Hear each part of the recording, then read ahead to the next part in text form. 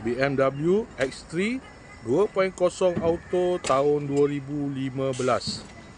Kereta masih cantik lagi. Condition semua okey lagi, tak ada masalah.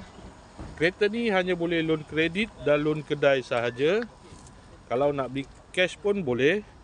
Kalau berminat boleh datang kedai, tengok kereta, boleh test drive. Kereta ni accident free, jalan jauh tak ada masalah.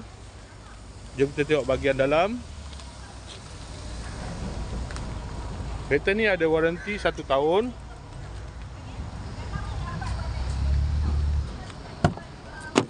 Dalam masih cantik lagi, leather seat.